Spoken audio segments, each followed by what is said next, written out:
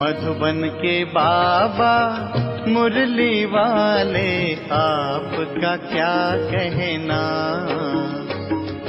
आपका क्या कहना। ओम शांति। 8 जनवरी 2024। बाबा के महावाक्य। मीठे बच्चे, बाप की याद में रह सदा हर्षित रहो। याद में रहने वाले बहुत रमणीक और मीठे होंगे। खुशी में रह सर्विस करेंगे। प्रश्न। ज्ञान की मस्ती के साथ साथ कौन सी चेकिंग करना बहुत जरूरी है? उत्तर। ज्ञान की मस्ती तो रहती है, लेकिन चेक करो देही अभिमानी कितना बने हैं। ज्ञान तो बहुत सहज है, लेकिन योग में माया विघ्न डालती है। गृहस्थ व्यवहार में अनासक्त हो रहना है। ऐसा ना हो माया चूही अंदर ही अंदर काटती रहे और पता भी ना पड़े। अपनी नब्ज आपे ही देखते रहो कि बाबा के साथ हमारा हड्डी प्यार है। कितना समय हम याद में रहते हैं। गीत जले क्यों न परवाना। ओम शांति। मीठे मीठे बच्चों ने गीत की लाइन सुनी। जबकि बाप इतना जलवा दिखाते हैं, तुम इतने हसीन बन जाते हो, तो क्यों न ऐसे बाप का बन जाना चाहिए जो बाप शाम से सुंदर बनाते हैं। बच्चे समझते हैं हम सांवरे से गोरे बनते हैं। एक की बात नहीं है। वो लोग श्री कृष्ण को श्याम सुंदर कह देते हैं, चित्र भी ऐसा बनाते हैं। कोई सुंदर तो कोई श्याम। मनुष्य समझते नहीं कि यह हो कैसे सकता है। सतयुग का प्रिंस श्री कृष्ण सांवरा हो न सके। श्री कृष्ण के लिए तो सब कहते हैं श्री कृष्ण जैसा बच्चा मिले, पति मिले, फिर वह श्याम कैसे हो सकता है। कुछ भी समझते नहीं है। श्री कृष्ण को सांवरा श्याम क्यों बनाया है? कारण चाहिए।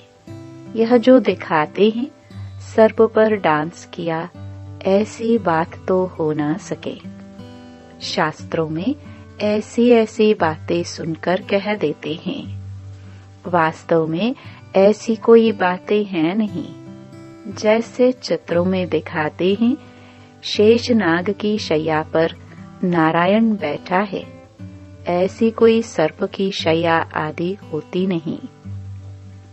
इतने सैकड़ों मुख होते हैं क्या? कैसे कैसे चित्र बैठ बनाए हैं। बाप समझाते हैं इनमें कुछ भी रखा नहीं है। यह सब भक्ति मार्ग के चित्र हैं, परंतु यह भी ड्रामा में नूंद है। शुरू से लेकर इस समय तक जो नाटक शूट हुआ है, उनको फिर रिपीट करना है। यह सिर्फ समझाया जाता है कि भक्ति में क्या क्या करते हैं, कितना खर्च करते हैं, कैसे कैसे चित्र आदि बनाते हैं। आगे जब यह सब देखते थे तो इतना वंडर नहीं खाते थे। अब जब बाप ने समझाया है तो बुद्धि में आता है बरोबर यह सब भक्ति मार्ग की बातें हैं। भक्ति में जो कुछ होता है वह फिर भी जरूर होगा, सिवाय तुम्हारे और कोई भी यह समझ ना सके। यह तो जानते हो ड्रामा में जो पहले से नूंद है वही होता रहता है। अनेक धर्मों का विनाश, एक धर्म की स्थापना होती है। इसमें बड़ा कल्याण है। अभी तुम यह प्रार्थना आदि कुछ नहीं करते हो। वह सब करते हैं भगवान से फल लेने के लिए। फल है जीवन मुक्ति। तो यह सब समझाया जाता है। यहाँ है प्रजा का प्रजा पर राज्य। गीता में है भारतवासी कौरव पांडव क्या करत भय। बरोबर यादवों ने मूसल निकाले, अपने कुल का विनाश किया। यह सब आपस में दुश्मन हैं। तुम न्यूज आदि सुनते नहीं हो। जो सुनते हैं वह अच्छी तरह से समझ सकते हैं। दिन प्रतिदिन अंदर खिटपिट बहुत है तो सब क्रिश्चियन, परंतु अंदर खिटपिट बहुत है। घर बैठे ही एक दो को उड़ा देंगे। तुम राजयोग सीख रहे हो तो राजाई करने के लिए पुरानी दुनिया की सफाई जरूर चाहिए। फिर नई दुनिया में सब कुछ नया होगा। 5 तत्व भी वहाँ सतो प्रधान होंगे। समुद्र की ताकत नहीं जो उछलकर नुकसान कर दे। अभी तो 5 तत्व कितना नुकसान करते हैं। वहाँ सारी प्रकृति दासी हो जाएगी। इसलिए दुख की कोई बात नहीं। यह भी बना बनाया ड्रामा का खेल है। स्वर्ग कहाँ जाता है? सत्युग को। क्रिश्चियन लोग भी कहते हैं पहले पहले हेवन था। भारत अविनाशी खंड है। सिर्फ उन्हों को पता नहीं कि हमको लिबरेट करने वाला बाप भारत में आते हैं। शिव जयंती भी मनाते हैं तो भी समझ नहीं सकते हैं। अभी तुम समझाते हो कि भारत में शिव जयंती मनाई जाती है। जरूर शिव बाबा ने भारत में आकर हेवन बनाया है।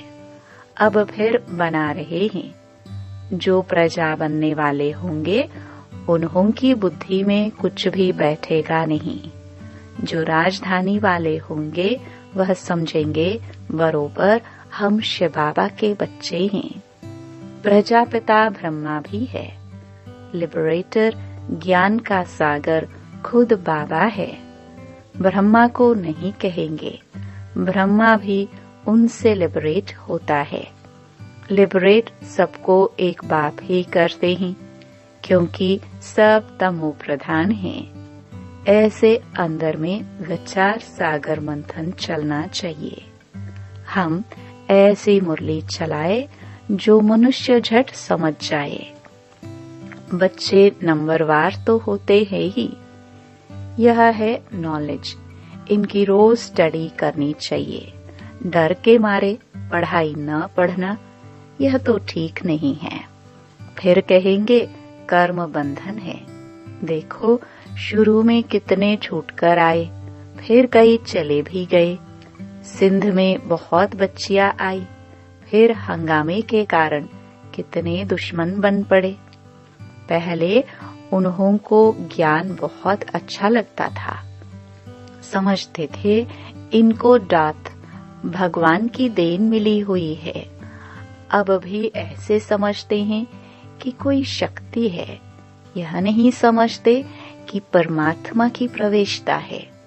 आजकल रिद्धि सिद्धि की ताकत तो बहुतों में है। गीता उठाकर सुनाते रहते हैं। बाप कहते हैं यह सब भक्ति मार्ग की पुस्तकें हैं। ज्ञान का सागर तो मैं हूँ। मुझे ही भक्ति मार्ग में सब याद करते हैं।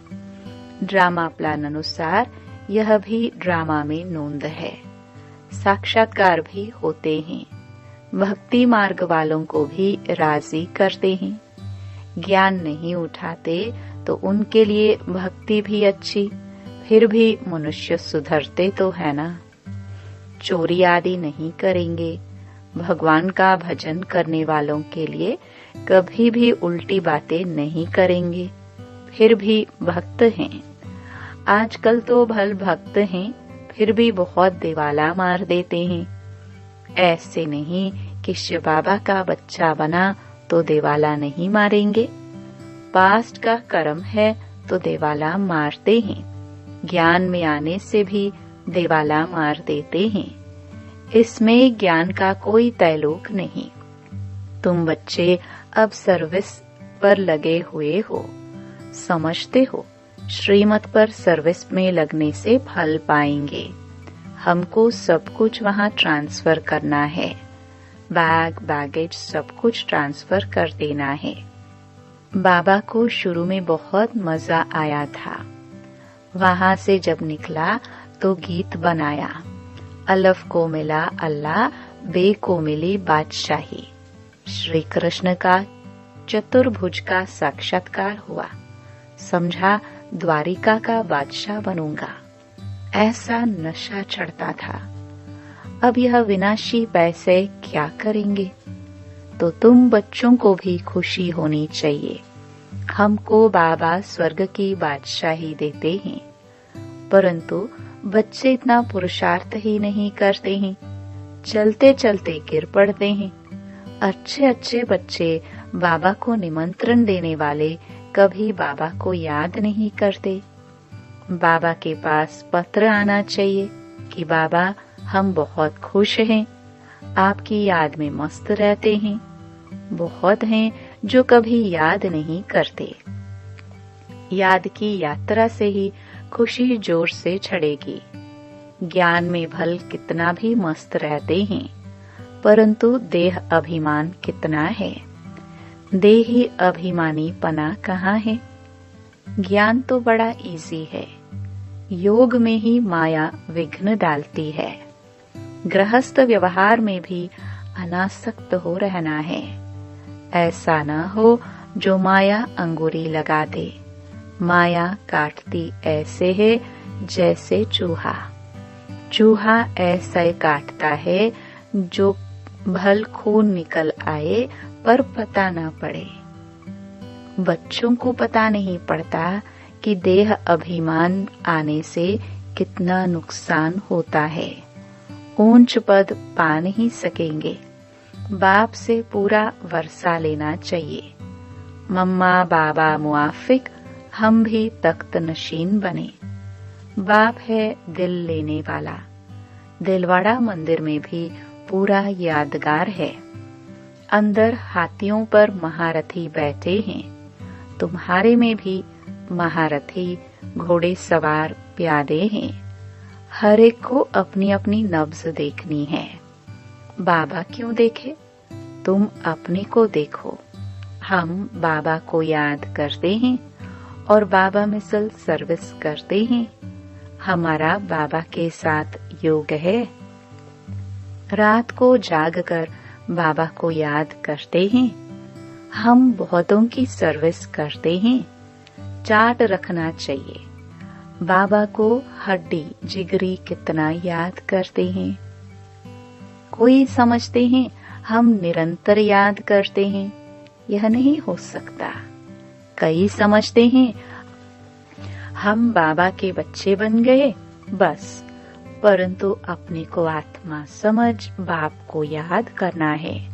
बाप की याद बिगर कुछ काम किया गोया बाप को याद नहीं करते। बाप की याद में सदैव हर्षित रहना चाहिए। याद में रहने वाला सदैव रमणीक रहेगा, हर्षित मुख रहेगा। किसको बहुत खुशी से और रमणीकता से समझाएंगे।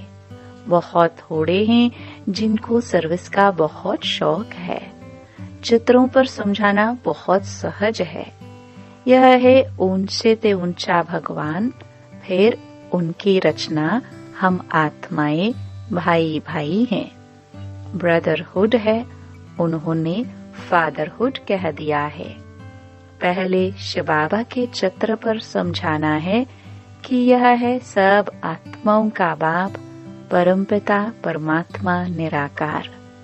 हम आत्मा भी निराकार है, भ्रकटी के बीच में रहती हैं। शिव बाबा भी स्टार है, परंतु स्टार की पूजा कैसे हो, इसलिए बड़ा बनाते हैं। बाकी आत्मा कभी 84 लाख जन्म नहीं लेती है। बाप समझाते हैं आत्मा पहले अशरीरी आती है, फिर शरीर धारण कर पाठ बजाती है। सतो प्रधान आत्मा पुनर्जन्म लेते लेते आयरन एज में आ जाती है। बाद में आने वाले तो 84 जन्म नहीं लेंगे। सब तो 84 जन्म ले नहीं सकते। आत्मा ही एक शरीर छोड़ दूसरा लेती है। नाम, रूप, देश, काल सब बदल जाता है। ऐसे भाषण करना चाहिए। कहते हैं सेल्फ रियलाइजेशन, परंतु कराए कौन? आत्मा सो परमात्मा कहना, यह कोई सेल्फ रियलाइजेशन हुआ क्या? यह नई नॉलेज है।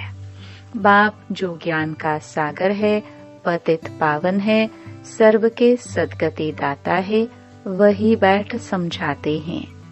फिर उनकी खूब महिमा करो, उनकी महिमा सुनो।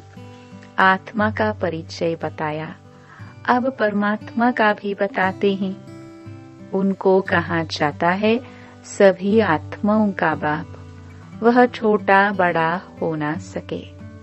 परमपिता परमात्मा माना सुप्रीम सोल, सोल माना आत्मा। परमात्मा तो परे ते परे रहने वाला है। वह पुनर्जन्म में नहीं आते हैं, इसलिए उनको परमपिता कहा जाता है। इतनी छोटी आत्मा में पाठ भरा हुआ है। पतित पावन भी उनको ही कहते हैं। उनका नाम हमेशा शिव बाबा है, रुद्र बाबा नहीं। भक्ति मार्ग में अनेक नाम रखे हैं। उनको सभी याद करते हैं कि पतित पावन आकर पावन बनाओ, तो जरूर आना पड़े। वह आते तब हैं जब एक धर्म की स्थापना करनी होती है। आदि सनातन देवी देवता धर्म। अभी है कलयुग, ढेर मनुष्य है। सतयुग में बहुत थोड़े मनुष्य हैं। गाया भी हुआ है, ब्रह्मा द्वारा स्थापना, शंकर द्वारा विनाश। गीता द्वारा ही आदि सनातन धर्म की स्थापना हुई थी। सिर्फ उसमें भी भूलकर श्री कृष्ण का नाम डाल दिया है। बाबा कहते हैं वह तो पुनर्जन्म में आने वाला है, मैं तो पुनर्जन्म रहित हूँ। तो अब जज करो कि परमपिता परमात्मा निराकार शिव या श्री कृष्ण। गीता का भगवान कौन? भगवान तो एक को कहा जाता है। फिर अगर इन बातों को कोई मानता नहीं है तो समझना चाहिए या अपने धर्म का नहीं है। सतयुग में आने वाला झट मानेगा और पुरुषार्थ करने लग पड़ेगा। मूल बात ही ये है, इसमें तुम्हारी विजय है। परंतु देही अभिमानी अवस्था कहाँ है? एक दो के नाम रूप में फंसते हैं। भक्ति मार्ग में भी कहते थे, परवाह थी पार ब्रह्म में रहने वाले परमात्मा की, बाकी डर किसका? बहुत हिम्मत चाहिए। भाषण करने वालों को आत्मा का ज्ञान बहुत मस्ती से देना चाहिए। फिर परमात्मा किसको कहा जाता है, इस पर भी समझाना चाहिए। बाबा की महिमा है प्रेम का सागर, ज्ञान का सागर। वैसे बच्चों की भी महिमा है। किसको गुस्सा करना माना, लौ हाथ में उठाना। बाबा कितना मीठा है। बच्चे कोई काम में नटाते मना करते हैं तो नटवर नहीं बनेंगे, बहुत मीठा बनना है। अच्छा, मीठे मीठे सिखिलदे बच्चों प्रति माता पिता बाप दादा का याद प्यार और गुड मॉर्निंग। रूहानी बाप की रूहानी बच्चों को नमस्ते। धारणा के लिए मुख्य सार। पहला, अपना बैग बैगेज सब ट्रांसफर कर बहुत खुशी और मस्ती में रहना है। मम्मा बाबा समान तख्त नशीन बनना है। जिगरी याद में रहना है। दूसरा, किसी के डर से पढ़ाई कभी नहीं छोड़नी है। याद से अपने कर्म बंधन हल्के करने हैं। कभी क्रोध में आकर लौ हाथ में नहीं उठाना है। किसी सेवा में ना नहीं करनी है। वरदान। रॉयल और सिंपल दोनों के बैलेंस से कार्य करने वाले ब्रह्मा बाप समान भव। जैसे ब्रह्मा बाप साधारण रहे, न बहुत ऊंचा न बहुत नीचा।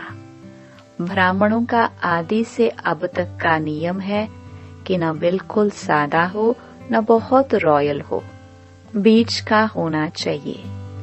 अभी साधन बहुत है, साधन देने वाले भी हैं, फिर भी कोई भी कार्य करो तो बीच का करो। ऐसा कोई न कहे कि यहाँ तो राजाई ठाठ हो गया है। जितना सिंपल उतना रॉयल, दोनों का बैलेंस हो। स्लोगन। दूसरों को देखने के बजाय स्वयं को देखो और याद करो, जो कर्म हम करेंगे हमें देख और करेंगे। अव्यक्ति साइलेंस द्वारा डबल लाइट फरिश्ता स्थिति का अनुभव करो। अभी आपकी सारी कारोबार श्रेष्ठ संकल्प द्वारा इशारों से चलनी चाहिए। ऐसे लाइट रूप में रहो जो व्यर्थ संकल्प, व्यर्थ समय समाप्त हो जाए। यही संकल्प उठे जो होना है और जिसको करना है, उनकी बुद्धि में भी वही संकल्प उठे कि यही करना है। तब यह साकार वतन सूक्ष्म वतन बनेगा। ओम शांति।